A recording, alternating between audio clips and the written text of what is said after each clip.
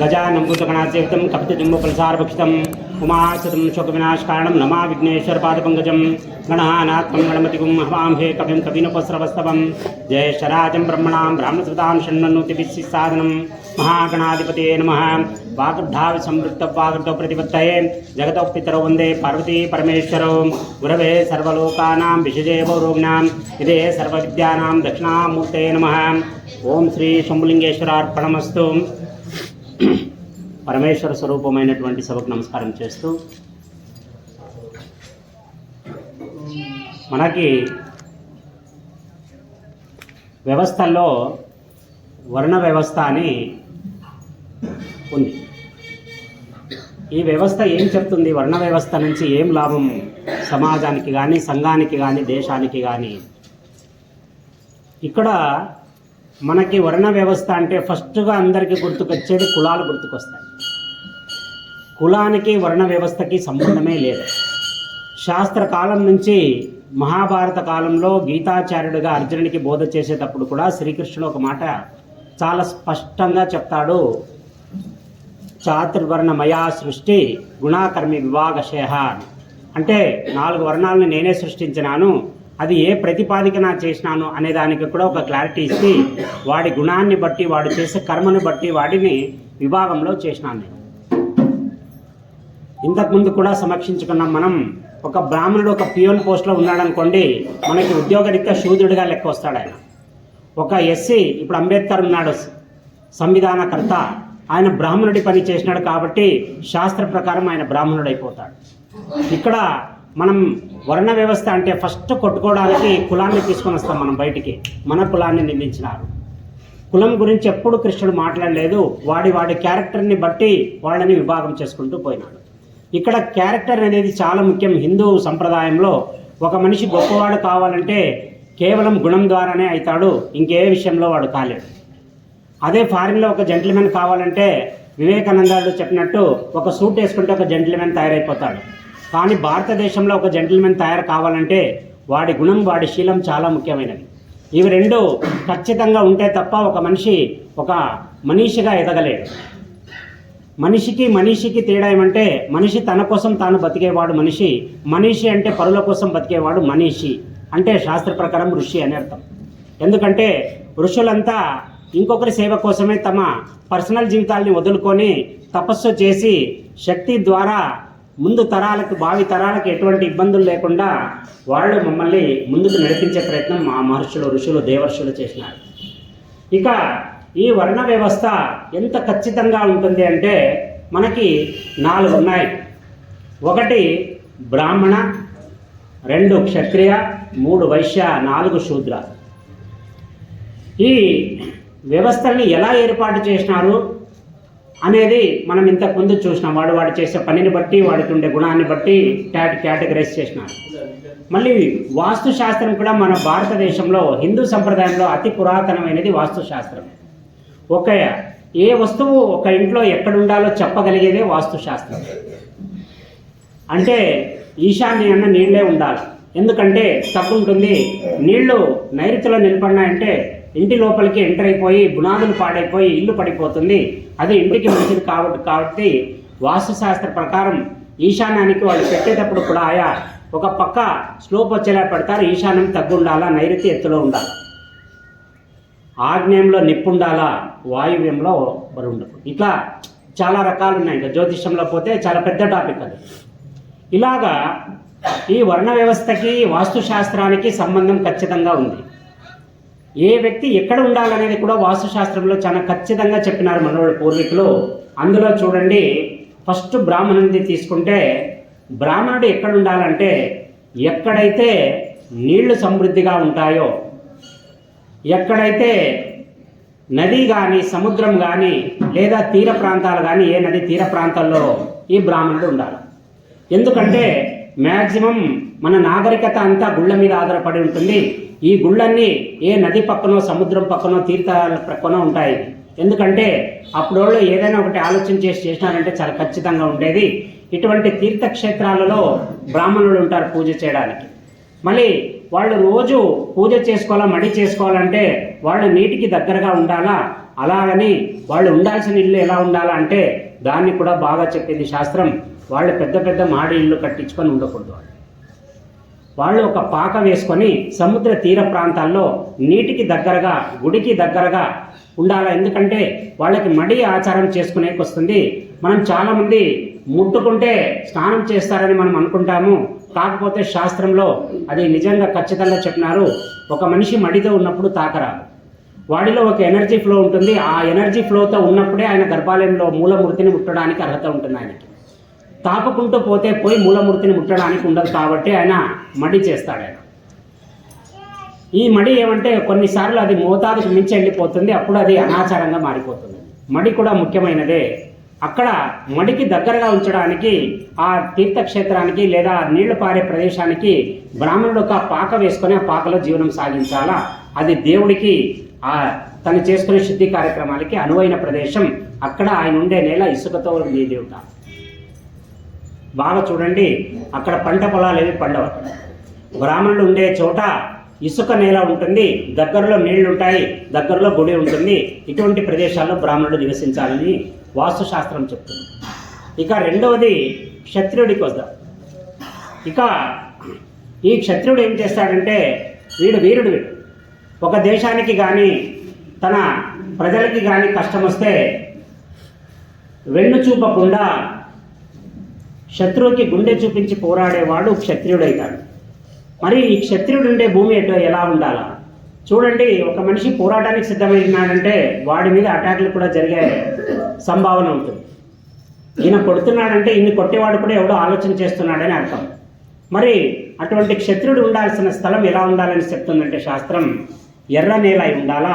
అది ఎర్ర నేల చాలా పటిష్టంగా ఉంటుంది, గరుసు ఉంటుంది. కింద కొద్ది అడుగులు పోతానే కింద గరుసు చాలా స్ట్రాంగ్గా ఉంటుంది. అటువంటి చోట ఈ క్షత్రియుడు కూడా తనకు రక్షణ పొందేలాగా కోటని నిర్మించుకోవాలన్నా లేదా పెద్ద పెద్ద ప్రహరీ గోడలు నిర్మించుకోవాలన్నా తన రక్షణార్థం ఎంత పెద్ద నిర్మాణాలు చేసినా కూడా ఆ భూమి కిందకి దిగకూడదు. అటువంటి అనువైన ప్రదేశం ఎర్ర నేల. ఇది క్షత్రుడికి వీరత్వానికి తిలకం లాంటిది ఎరుపు. అటువంటి ఎరుపు నేలలోనే క్షత్రుడు బతకాలని చెప్పేసి ఈ వాస్తుశాస్త్రం చెప్తుంది. ఇక మూడోది వైశ్యుడు. వ్యవహారం జరగాల, వ్యాపారం జరగాల, దేశం సుభిక్షంగా ఉండాలా, అర్థవంతంగా ఉండాలా. ఎందుకంటే మన వరకు మనకు అన్నీ జరిగిపోయినా కూడా వ్యాపారం లేకపోతే ఏ పని జరగదు. ఇప్పుడు ప్రయాగరాజ్ కుంభమేళ మనం చూస్తున్నాం. అక్కడ ఇన్వెస్ట్ చేసిండేది దాదాపుగా 4 నుంచి 5 వేల కోట్లు ఖర్చు చేస్తే ఈరోజు రెవెన్యూ జనరేట్ అయ్యేది 2.5 లక్షల నుంచి 3 లక్షల కోట్ల రెవెన్యూ.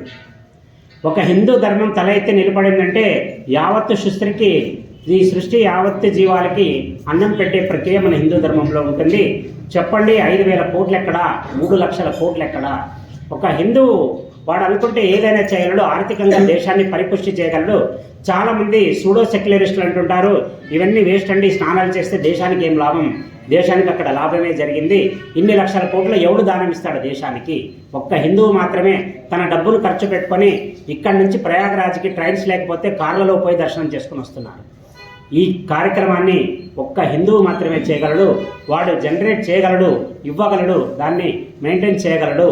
అలాగా శాస్త్రాలలో వైశ్యుడికి కూడా అంతటి పేరుంది. ఆ వైశ్యుడు ఏం చేయాలంటే అర్థాన్ని వాడు చేయాలి, వ్యాపారం చేయాలి. మరి ఈ వ్యాపారం చేసేవాడి దగ్గర ఏముండాలా? మీరు చూడండి, వైశ్యుల్లో మనం ఏమంటాం, కోమటలు అంటాం. యాక్చువల్గా ఆ మాట గోమటలు నుంచి వచ్చింది. గోమటలు ఇంతకుముందు వాళ్ళ వ్యాపారం ఒకటే, పాల వ్యాపారం.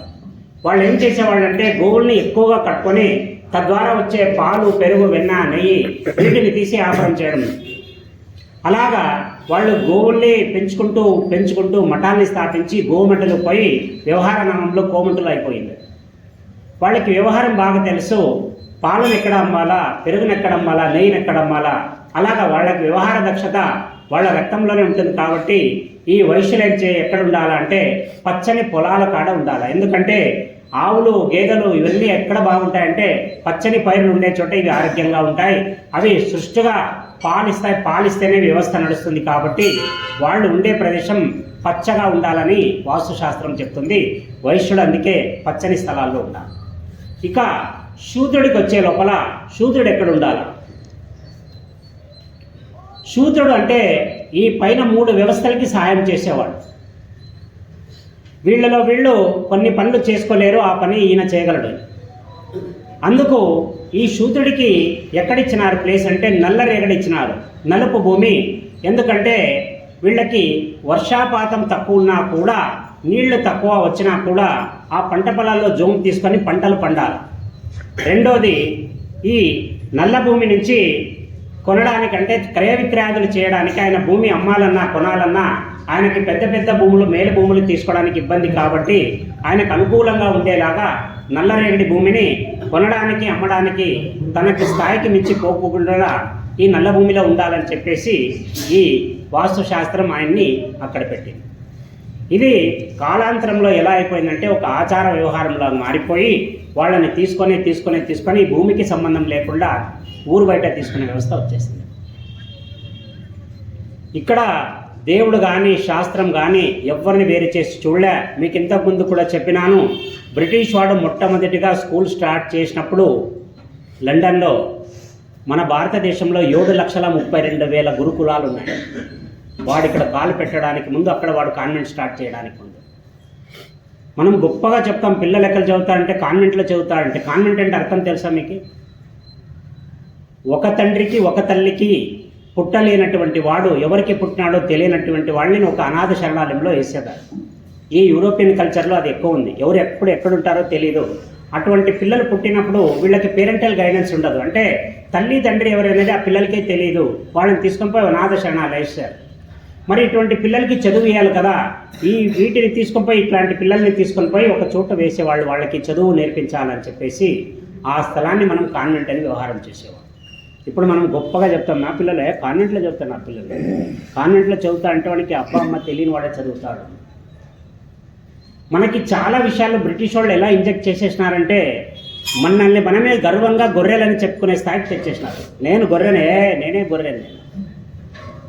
ఎందుకంటే నీ మైండ్ వాష్ చేసేసినారు. 70 ఏండ్ల ఇంతకుముందు ఒక 1000 సంవత్సరాలు, 800 సంవత్సరాలు నవాబులు, 250 సంవత్సరాలు బ్రిటిష్ వాళ్ళు, తర్వాత కూడా 70 సంవత్సరాలు ఇక ఘోరాతి ఘోరమైన రాజకీయ పార్టీ ఏలి మమ్మల్ని హిందువుని అధపాతాళానికి తొక్కేసింది. ఈ జడత్వంలో నుంచి బయటికి రావాలంటే ఫస్ట్ నువ్వేమో నువ్వు తెలుసుకోవాలా, నీ హిందూ ధర్మం ఏంటో నువ్వు తెలుసుకోవాలనే నేను ఇటువంటి వ్యవహారాలు, ఇటువంటి విషయాలు మీకు చెప్తున్నాను. ఇక ఈ వర్ణ వ్యవస్థ వాస్తుశాస్త్రం చాలా ఖచ్చితంగా ఉంటుంది. ఎందుకు ఉంటుంది అంటే మన అనుకూలత కోసం, మన సౌకర్యం కోసమే వాస్తు పుట్టింది. కానీ మరీ పిచ్చిలో పడిపోయి, వాస్తులో పడిపోయి ఉండే ఇళ్ళని పట్టుకొని పగలగొట్టుకొని మళ్ళీ రీబిల్డ్ చేసుకునే మూర్ఖపు పని చేసుకోవద్దండి. ఇక ఆత్మాభిమానం అనే ఒక మాట వస్తే మనకి అహంకారానికి ఆత్మాభిమానానికి చాలా డిఫరెన్స్ ఉంటుంది. ఆత్మాభిమానం అంటే ఎదుటి వాళ్ళని నువ్వు గౌరవిస్తే కూడా వాడు నిన్ను కించపరిస్తే నిన్ను నువ్వు కాపాడుకోవడానికి చేసే ప్రయత్నం ఆత్మాభిమానం కిందకి వస్తుంది. అహంకారం అంటే ఏమంటే ఒంటెద్దు పోకడ ఉంటుంది. వాడికి తెలిసిందే జ్ఞానం, ఎదుటోడు చెప్పినా వినడు. ఇది ఒంటెద్దు పోకడ, ఇది అహంకారానికి తారకండి. మరి ఈ ఆత్మాభిమానం, ఒక పేద రైతు ఎలా ఉన్నాడు అంటే ఆయన ఆత్మాభిమానం స్థాయిని చూడడానికి రీసెంట్గా, మళ్ళీ కొత్తగా కాదు, జస్ట్ ఒక 2 నెలల క్రితం ఒక సంఘటన జరిగింది. ఒక ఒడిశాకి చెందిన ఒక పేద రైతు, అక్కడ పనులు లేక, పంటలు లేక, భూములు లేక ఆయన వలస జీవిగా హైదరాబాద్కు వచ్చినాడు. ఎందుకంటే ఏదైనా పని దొరికితే చేసుకొని పోదాము, ఒక 6 నెలలు పని చేసుకొని మళ్ళీ ఇంటికి వెళ్ళాలనే ఒక ఉద్దేశంతో ఆయన ఒడిశాలోని డబుర్కబేడ అనే ఒక ప్రాంతం నుంచి ఈ సోను బోత్రా అనే ఒక వ్యక్తి 65 సంవత్సరాలు ఈయన హైదరాబాద్కు వస్తాడు. హైదరాబాద్కు వచ్చిన తర్వాత చాలా చోట్ల సైట్లు కన్స్ట్రక్షన్ జరిగే కాడ పోయి పని అడుగుతాడు. ఎవరు ఆయన వయసును చూసి నువ్వేం పని చేస్తావయ్యా, వద్దు మాకొద్దు. అలా 1 కాదు 2 కాదు 18 సైట్ల దగ్గర ఆయన పోయి అందరిని రిక్వెస్ట్ చేసుకుంటాడు, నేను ఏదో పని చేస్తాను, మీకు ఇచ్చినంతే ఇవ్వండి, అందరిలాగా కాకుండా కొంత తగ్గించేయండి, నేను చాలా పేదరికంలో ఉన్నాను అని. ఎవ్వరు ఆయన చూస్తారు, 65 ఏళ్ళకి మేం పని చేస్తాం, దాంట్లో పెద్దగా చదవలేదైనా, ఏదన్నా లెక్కలు రాసుకోవడం ఇవ్వడమన్నా అక్కడ వాళ్ళు ఆయన్ని వదిలేశారు. ఇంకా ఆయనకి విసిగెత్తి 18 సైట్లకి తిండికి లేక, తిప్పలకి లేదా, కరెక్ట్ హైదరాబాద్కి రావడానికి ఛార్జీకి మాత్రమే పెట్టుకొని ఆయన హైదరాబాద్కి చేరుకున్నాడు. ఇక్కడికి వచ్చిన తర్వాత ఆయనకి తిండి కూడా దొరకలేదు. దాదాపు వచ్చిన 3-4 రోజులు ఆకలితో అలమటించిపోయాడు. తర్వాత ఎవడో పెడితే తినడం, లేదంటే లేదు. ఇప్పుడు చూడండి, ఇటువంటి విపత్కర పరిస్థితుల్లో మనం గనక ఉంటే ఏం చేస్తాం? మనం ఎవరినైనా సహాయం అడుగుతాం. ఏమంటే ఇట్లా పలానా ఊరు మాది, ఇక్కడికి వచ్చేసినామంటే మనం న్యాచురల్గా ఏమంటే ఇక్కడ మనకి కొన్ని బ్యాచ్లు కనిపిస్తుంటాయి. మాది మహారాష్ట్ర అండి, పొగట్టుపోయినాం, ఇక్కడ ఉన్నారు, అందం ఉన్నారు, భోజనాలకు కావాలంటే ఇదంతా ఒక మాఫియా ఇదే అని మనం అట్లా వాడు అడిగినప్పుడు అవతలవాడు ఏమనుకుంటాడంటే ఇదంతా ఒక ఆర్గనైజింగ్ లేక వీళ్ళంతా ప్లాన్ అని అనుకుంటారు. ఆయన ఎంతటి స్వాభిమానం అంటే, సో ఇక్కడ ఇంతమందిని అడిగిన పని ఇవ్వలేదు, వద్దు, నా గ్రామానికి నేను చేరుకుంటా, అక్కడ అడుక్కు తిన్నా నా ఊర్లో నేను ఉంటాను కదా, ఈ కష్టమైతే ఉండదని చెప్పేసి ఆయన తిరుగు ప్రయాణం అయినాడు. తిరుగు ప్రయాణమై తన ఊరు చేరుకున్నాడు. ఇప్పుడు తినడానికి ఒక పూటకి భోజనం లేని ఆయన తన ఊరు ఎలా చేరుకున్నాడనే సంశయం వస్తుంది మనకి. ఆయన ఖచ్చితంగా కాలినడకన చేరుకున్నాడు. ఆయన ప్రయాణం చేసిండేది దాదాపు 600 కిలోమీటర్లు, 14 రోజుల సమయం. ఒక్కరిని అడగకుండా, పోయే ప్రయాణంలో కూడా ఒక్కరిని కూడా చేయి చాచి యాచించకుండా ఆయన తన కాళ్ల బలాన్ని పరీక్షించుకోవడానికి చేస్తూనే ఉన్నాడు. ఎక్కడన్నా గుళ్ళు గోపురాల దగ్గర ప్రసాదాలు జరిగే ఉంటే అక్కడ తినేవాడు, లేదంటే ఉపవాసం వెళ్ళేవాడు. అలా ఆయన 14 రోజుల నిరంతర ప్రయాణం తర్వాత 600 కిలోమీటర్లు దాటి మళ్ళీ ఆయన ఒడిశాకు చేరుకున్నాడు. ఆయనకి చదువు లేదు, ఎటువంటి మనలాగా ఒక హై ప్రొఫైల్ కాదు, ఏదైనా చదువుకొని ఏదైనా చెప్పినా అర్థం చేసుకునే స్థాయి నాకు లేదు. ఆయనకు తెలిసిందంతా ఒక్కటే, మన చేతిలో బలం ఉన్నప్పుడు ఇంకొకరిని అర్చించరాదు. నువ్వు చేయగలిగిన పనిని కూడా ఇంకొకరి మీద మోపుతున్నావంటే నువ్వు ఒక సోంబేరి అని అర్థం. ఇటువంటి వ్యక్తి తినడానికి లేకపోయినా 14 రోజులు నడిచినాడు, ఎండా వాన లేకుండా. ఇది చివరాఖరికి ఎలా తెలిసిందంటే, ఒక అంగడి దగ్గర కూర్చొని ఈయన వాడకం చూసి కాళ్ళంతా గాయాలైపోయింటే ఒక ఆయన అడిగితే పక్కనే ఉండే ఒక రిపోర్టర్ ద్వారా ఇది ఈయన ప్రపంచానికి తెలిసింది. ఇటువంటి వ్యక్తులు కూడా ఇంకా ఈ ప్రపంచంలో ఉన్నారు. స్వాభిమానం కోసం అంత కష్టపడే వాళ్ళు ఇప్పటికీ ఉన్నారు. మనలో చిన్న కష్టం వస్తేనే టక్ టక్ టక్ టక్ టక్ టక్ ఫోన్ చేస్తాం, నేను ప్రాబ్లంలో ఉన్నాను నేను. స్వాభిమానం అనేది కూడా ఎలా ఉండాలంటే వంటలో ఉప్పులా ఉండాలి. అది ఎక్కువ కాకూడదు, తక్కువ కాకూడదు. అది కరెక్ట్గా మెయింటైన్ చేయాలి. ఎక్కువైపోతే అహంకారం కిందికి మారిపోతుంది. ఇది ఇటువంటి వాళ్ళు మనము నేర్చుకోవడానికి పెద్ద పెద్ద వాళ్ళనే చూడాల్సిన అవసరం లేదు. మన చుట్టూ మన జీవితంలో చాలామంది మాకు మోటివేటివ్గా నిలబడే ఎందరో వ్యక్తులు మన చుట్టే ఉన్నారు. అటువంటి వాళ్ళని మనం తీసుకోవచ్చు, ప్రేరణ పొందవచ్చు అని చెప్పడానికి ఈ విషయాన్ని నేను మీ దగ్గర ప్రస్తావన చేస్తున్నాను. ఇక రావణుడు రామరావణ యుద్ధం తర్వాత అవసాన దశలో పడి ఉంటాడు. ఇక ఇప్పుడో అప్పుడో ప్రాణం వెళ్ళిపోవాలా. అక్కడ అమ్మ పార్వతీదేవికి రావణుడిని చూసి చాలా బాధ అయిపోతుంది. ఏమండి, ఎంత చెడ్డ వాడు, వేద పండితుడు, వాడిని మించిన పండితుడు ఈ సృష్టిలో లేదు. బాగా చూడండి, బలశాలుల్లో అందరికంటే బలమైన వాడు ఎవడంటే ఒక్కొక్కరు ఒక్కొక్క పేరు చెప్తారు, కానీ శాస్త్రం ఒకే పేరు చెప్పింది, వాలి. వాడిని మించిన బలవంతుడు లేడు పురాణాలు. పండితులలో రావణుని మించిన పండితుడు లేడు. మరి వీళ్ళిద్దరూ ఎలా నాశనం అయ్యారు అంటే, ఆయన నైతిక జీవితాన్ని వదిలేసినాడు. వాలి తన తమ్ముని భార్య అయినటువంటి ఆమెని చెరపట్టి ఆయనతో ఉంచుకున్నాడు. ఇవ్వాల్సిన అర్ధ భాగాన్ని ఇవ్వలేదు, తమ్ముడికి అన్యాయం చేసినాడు. తన భార్యను కూడా తన స్వాధీనంలో పెట్టుకున్నాడు. అక్కడ కూడా ఒక ఆడదాని విసురు తగిలింది. ఇక్కడ రావణుడి కథలో కూడా అమ్మవారిని తీసుకెళ్ళి ఇక్కడ ఈయన ఒక తప్పు చేసినాడు. మరి ఇటువంటి అవసాన దశలో రావణుడు చాలా దయనీయమైన పరిస్థితిలో ఉన్నప్పుడు ఒక పార్వతీదేవికి ఒక తల్లి మనసులాగా అనిపిస్తుంది. ఏమండి, ఎంత చెడ్డ వీడు, జ్ఞాని వీడు, వీడికి తెలియని శాస్త్రం లేదు, నవగ్రహాన్ని కట్టి పడేసిన మహాబలశాలి వీడు, వీడికి ఎందుకంటే ఇంత కష్టం పెడుతున్నారు, ఒక్కసారి లటికన ప్రాణం లాగేసేయండి అని చెప్తాడు. అప్పుడు శంకరుడు గంభీరంగా నవ్వి ఒక మాట చెప్తాడు, దేవి, నీది తల్లి మనసు నాకు అర్థమవుతుంది, కానీ కర్మ ఎవరిని వదలదు. ఎందుకు? అటువంటి కర్మ ఏం చేశాడండి? ఒక ఆడదాన్ని చెరపట్టినాడు కదా, అదే ఆయన జీవితంలో చేసిన ఒకే ఒక పెద్ద తప్పు. అప్పుడు అంటాడు, కుకర్మ అంటారు దాన్ని సంస్కృతంలో. ఒక పాపపు కార్యాన్ని కుకర్మ అంటారు. ఈ కుకర్మలు 3 రకాలు ఉంటాయి. ఒకటి పాపం, 2 అతి పాపం, 3 మహాపాపం. ఈ పాపం అనేది మనకు తెలియక, అంటే మనం చేసే ఒక చర్య వల్ల అవతలి వానికి ఎంత నష్టం అవుతుంది అనే అవగాహన లేకుండా చేసేదాన్ని పాపం కిందకి తీసుకుంటాను. ఇప్పుడు నేను ఒక వ్యక్తిని కొట్టాలనుకుంటాను, కొట్టేస్తాను నేను. కానీ అంతమందిలో కొట్టడం ఆయన చాలా హర్టింగ్గా ఫీల్ అయ్యి రేపు ఆయన సూసైడ్ చేసుకున్నాడు అనుకోండి, నువ్వు చేసినప్పుడు అది చిన్నగా ఉంది, దాని ప్రభావం నీకు అర్థం కాలేదు, నువ్వు తప్పు చేసేసినావు, తర్వాత ఉపద్రవం జరిగిపోయింది, ఇది నువ్వు తెలియక చేసిన పాపం కాబట్టి, అంటే చర్య కాబట్టి దీన్ని పాపం కింద తీసుకోవాలి. మరి అతి పాపం అంటే ఏమి అంటే, నువ్వు ఏం చేస్తే వానికి ఎంత నష్టం జరుగుతుందనే స్పష్టమైన అవగాహన నీకు ఉంటుంది. ఒక 1 కోటి రూపాయల టెండర్ విషయంలో నువ్వు ఎక్కడో ఒక దగ్గర క్రాస్ చేసేసి వాడిని నష్టం చేస్తే వాడు ఖచ్చితంగా 1 కోటి నష్టపోతాడని నీ ద్వారా అనుకున్నప్పుడు కూడా నువ్వు ఏమాత్రం ఆలోచన చేయకుండా ఆ 1 కోటి రూపాయలు నష్టం చేసినప్పుడు, అంటే పూర్తి అవగాహనతో తప్పు చేసినప్పుడు అది అతి పాపం కిందకి అయిపోతుంది. ఎందుకంటే తెలియక చేయకుండా చేసిన పాపానికి, తెలిసి చేసే పాపానికి చాలా వెయిటేజ్ పెరిగిపోతుంది. ఇక 3వది అతి ముఖ్యమైనది మహాపాపం. ఇది పాపాల్లోకెల్లా రాజు ఉన్నట్లయితే. ఇది ఎక్కడికి వస్తుంది? ఇది చూడండి, ఎవరైతే మార్గదర్శకంగా ఉండాల్సిన వ్యక్తి, ఏ వ్యక్తిని చూసి సమాజం మార్గదర్శకుడుగా భావిస్తుందో, ఏ వ్యక్తిని గౌరవంగా పూజిస్తుందో అటువంటి వ్యక్తే తప్పు చేసినాడు అనుకోండి, అది మహాపాపం కిందకి వచ్చేస్తుంది. మరి అటువంటి మహాపాపం మనకు తెలుసు. రావణుడు స్త్రీని చెరబట్టిన తర్వాత ఆమె మీద చేయేశాడు ఆ వేల. అది ఆయనలోని మంచి లక్షణమే అయినప్పటికీ కూడా ఇతరుల భార్యను తీసుకోవడం చాలా పెద్ద తప్పు. దాంట్లో ఆదర్శవంతంగా పండితులకే పండితుడైనటువంటి వేదాల్ని వల్లెవేసిన రావణ బ్రహ్మ లాంటి వ్యక్తికి అది అస్సలు ఉచితం కాదు.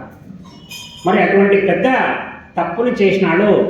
ఇంకా ఒకటి చెప్తున్నా, ఈయన చావుకు మిట్టాడుతుంటాడు, ఏదైతే కొట్టుకుంటున్నాడో ముఖ్యమైన కారణం ఒకటి మార్గదర్శకుడిగా ఉండి పాపం చేయడం ఒకటైతే, ఆ పాపాన్ని కాషాయ రంగుతో వేసుకుని చేశాడు.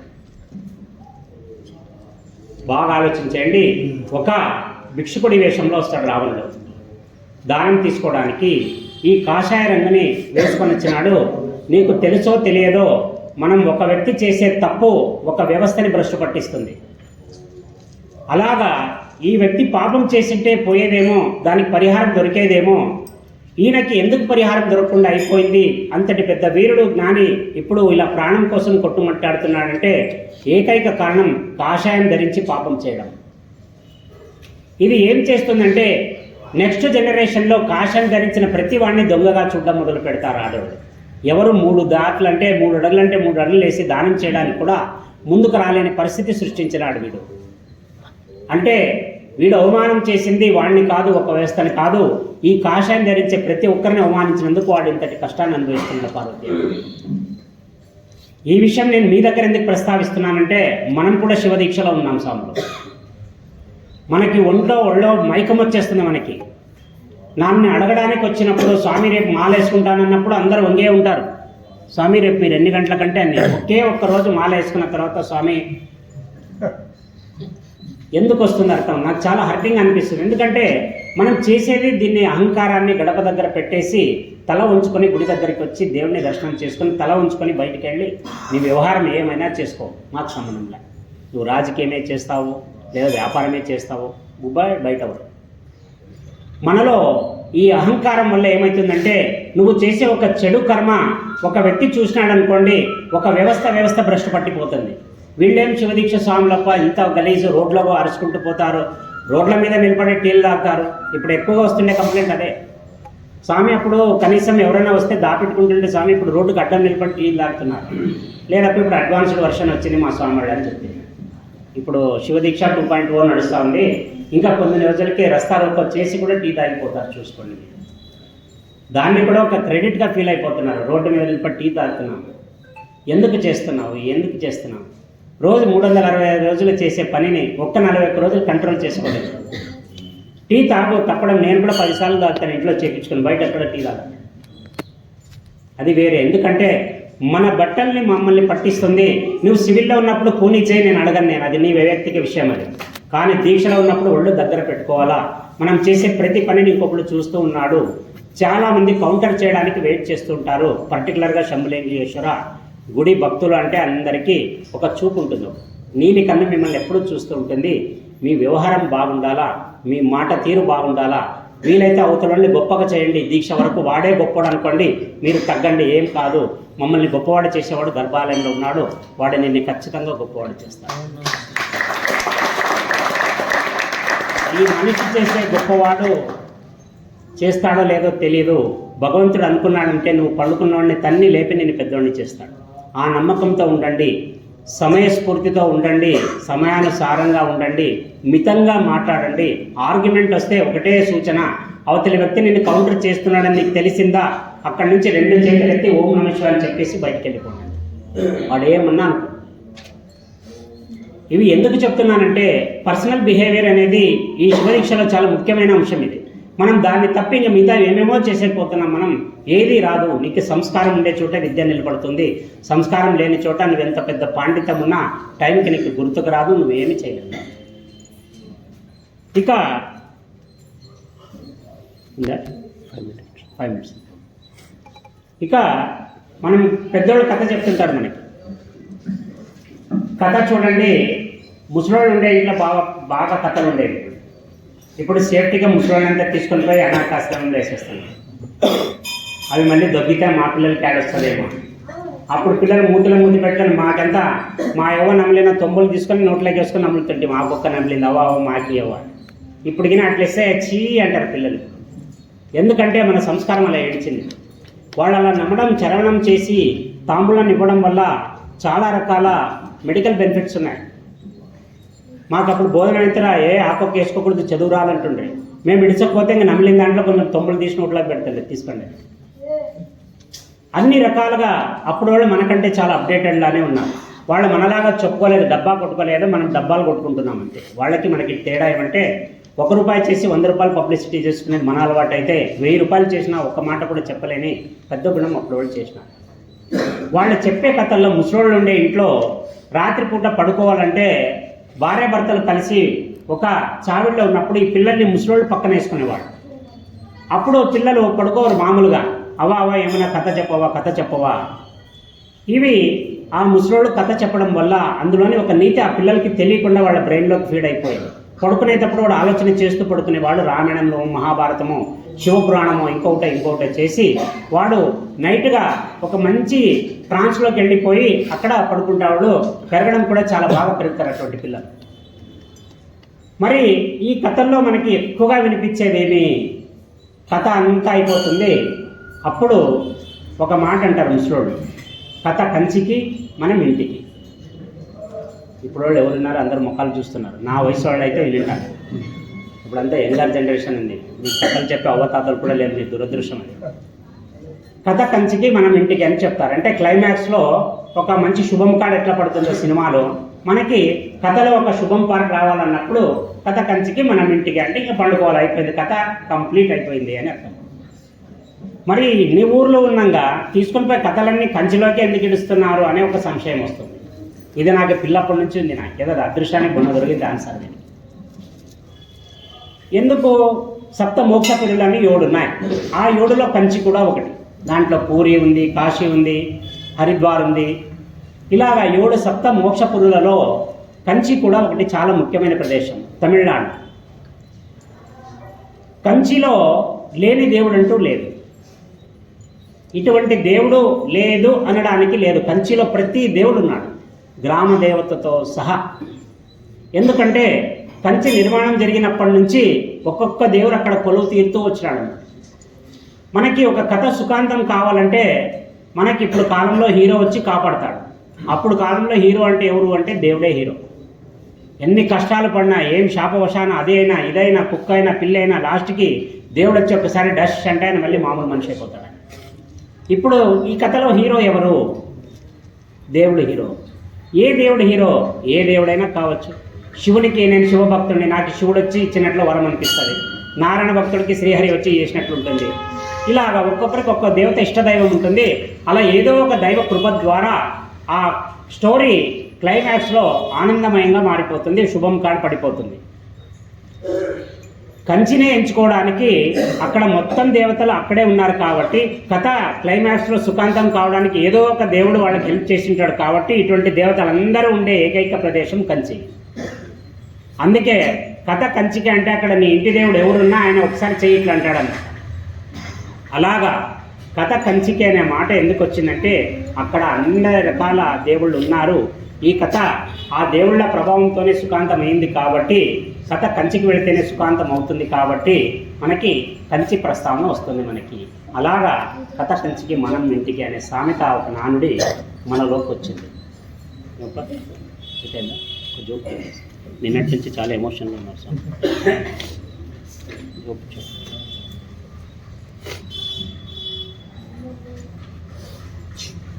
ఒకసారి ఒక పిల్లోడు కప్పల్ని తీసుకొని రాయితో కొడుతుంటాడు. నా బోటి వాడు పోయి చూస్తాడు, ఇదేంటి కప్పల్ని గెలుపుతున్నాడు కదా అని చూస్తాడు. వాడు బాగా ఫస్ట్ చిన్నది వేస్తాడు, తగలదు. లావు లావు రాయి తీసుకొని కప్పని కొట్టడం మొదలు పెడతాడు. అది దూరంగా ఉంటుంది, అది తగులుతుండేది. వాడు తగలడం లేదంటుంటాడు, మళ్ళీ రాయి తీసుకొని కొట్టడం మొదలు పెడుతుంటాడు. ఒకటి తగులుతుంది, ఒకటి తగలదు. నాకు ఒక క్యూరియాసిటీ, వీడు ఎందుకు ఇంతమంది నిడిచి కప్పని ఎందుకు కొడుతున్నాడు వీడు అని పోయి పక్కన నిలబడి చూసేటప్పుడు ఒక ముసలాయన పాస్ అవుతాడు. అట్లా మా జనరేషన్కి ఆ జనరేషన్కి ఏం డిఫరెన్స్ అంటే ఒక జీవిని హింసించరాగానే ఆ ముసలాయన ఏం చేస్తాడు, ఆ పిల్లోని పట్టుకుంటాడు. ఎవరే దానికి నోరు లేదని దాన్ని గాయతో కొడతావరా నువ్వు? అదే మనిషి అయితే కొడతావరా? వాడైతే తిరిగి కొడతాడని దాన్ని కొట్టవా? ఇది మూగ జీవం అని దీన్ని కొడతావా అంటే అవును నేను నిలబడినాను. నాకు కూడా ఆశ్చర్యం అనిపించింది. ఓహో మంచి లాజిక్కే కదా, పాపం దానికి నోరు లేదని వీడు కొడుతున్నాడు, మనం అడగలేదా ముసలాయన అడిగినాడు. ఒరే వాడు ఏడవడం మొదలు పెడతాడు పిల్లోడు, ఎందుకంటే ముసలాయన గద్దించినాడు. అప్పుడు ముసలాయన సమాధానించడం మొదలు పెడతాడు. ఒరే ఒరే అలా కొట్టకూడదురా, నువ్వేం నాకు శత్రువు కాదు, అలా కొడితే గాయం అవుతుంది కదా. ఏదైనా అవుతుంది, నిన్ను కొడితే నీకు నొప్పి అవుతుందా లేదా? అవుతుంది. మళ్ళీ దాన్ని కొడితే దానికి కూడా నొప్పి అవుతుంది కదా. అవును అవుతుంది. ఇంకొకటిరా చాలా ముఖ్యమైన విషయము, కప్పనిగిన రాళ్లతో కొడితే నీకొచ్చే పెళ్ళం మూగదుంటుందిరా అంటున్నాడు. చూడరా నీ భార్య మూగదైతే దాన్ని ఏం చెప్పలేవు, తను ఏం చెప్పలేదు. ఇటువంటి పరిస్థితుల్లో నీ సంసారం ఉంటే మూగ పెళ్ళడానికి ఏమని చెప్తావురా? దానికి చెవుడు మూగ ఉంటే గిన ప్రతిసారి నువ్వు టీవీ యాంకర్ లాగా చేసి చేసి చెప్పాలి, చచ్చిపోతావురా. అందుకే రా కొట్టదురా, కప్పల్ని కొట్టకూడదు రాయితో, నీకు మూగ పెళ్ళం వస్తుంది. అప్పుడు నా వంటి వాడు చూస్తుంటాడు కదా, వాడు అనుకుంటాడు అమ్మ బాల్యంలో మిస్ చేసుకుంటే మినిమం 4 రాళ్ళన్నా కొట్టి చంపేస్తుంటుంది దాన్ని. ఎందుకంటే ఈ గోడ అనేది చచ్చిపోతుంది. నేను అమ్మ రోజు ఒకటి ఉంటుంది బయటకు వచ్చేది. ఇంతకు ముందు కూడా ఒక జోక్ చెప్పాను, చాలా మంచి జోక్, వినండి. విన్నవాళ్ళు ఉంటే కూడా వినండి. ఒక మంచి భర్త, ఒక మంచి భార్య ఊరికి పోవాల్సిన సందర్భం వస్తుంది. భర్తకి లోపల సంతోషం అవుతుంది. అమ్మయ్య ఇది ఉండదు, 3 రోజులకు పోతుంది. పోయేక ఒక రోజు, ఉండేక ఒక రోజు, వచ్చేక ఒక రోజు, 3 రోజులు కన్ఫర్మ్. ఈ 3 రోజులు అంటే రాలేదు, హెలికాప్టర్లో వచ్చినా రాలేకపోయింది. 3 రోజులు నాదే, అనుభవించు రాజా. ఈ 3 రోజులు చాలా సంతోషం ఉంటాడు. భార్య పోయేటప్పుడు చాలా యాక్షన్ చేస్తాడు. అయ్యో నువ్వు లేకపోతే 3 రోజులు ఎట్లా, పొద్దున్న ఎట్లా, మధ్యాహ్నం ఎట్లా, రాత్రి ఎట్లా, కష్టము, హోటల్ది నాకు సరిపోదు, నీకు తెలుసు కదా నాకు ఫుడ్ అలర్జీ ఉంది. ఇంకా ఆమె ఎంతో బాధపడి, నిజంగా భర్త ఎంతో బాధపడి నేను పంపిస్తున్నాడు పుట్టింటికి, పోనీ క్యాన్సిల్ చేసుకొని అంటదేమో. వద్దు చాలా అపురూపంగా పోతున్నావు నువ్వు పో, మళ్ళీ మీ వాళ్ళు నన్ను అనుకుంటారు. సరే ఆయన రెడీ చేసి అట్టా చేసి ఆమె రెడీ చేసి బస్సు ఎక్కించి దాన్ని ఒక 4 కిలోమీటర్లు ఫాలో అవుతారు. మళ్ళీ వాపసు రాకుండా పోయి అది ఊరు పొలిమేర దాటిందని కన్ఫర్మ్ అయిన తర్వాత అప్పుడు ఆనందంగా వస్తాడు. డోర్ ఓపెన్ చేసుకుంటాడు. ఒకే ఒక ట్విస్ట్ పెట్టిపోయి ఉంటుంది. భార్య కదా ఆమె వీనికంటే తెలివైంది. చెంటోనికి ఎగ్జామ్లు ఉన్నాయి, వాడిని ఒకటి ఇడిచిపోతున్నానని ఇడిచిపోయింటాడు. వీడు వాచ్ డాగ్ ఉన్నట్ల, నాయన ఎన్ని గంటలకు వచ్చినాడు ఇంటికి, ఎన్ని గంటలకు పోయినాడు, ఎవరైనా వచ్చినారా, ఇది అడగడానికి ఆమె ఎగ్జామ్ నెపంతో వాడిని ఇంట్లో వాచ్ డాగ్ కింద పెట్టింది. వాడు నిరంతరంగా తండ్రిని అబ్జర్వ్ చేస్తూనే ఉన్నాడు. వాడు సిబిఐ ఆఫీసర్ లాగా, నాయన ఆములోకి పోయి ఏం చేస్తున్నాడు, ఎవరితో ఫోన్ మాట్లాడుతున్నాడు, ఇవన్నీ చూసుకుంటూ ఉన్నాడు. ఇదంతా అయిపోయిన తర్వాత ఫైనల్గా భార్య ఊరు చేరుకుంటుంది.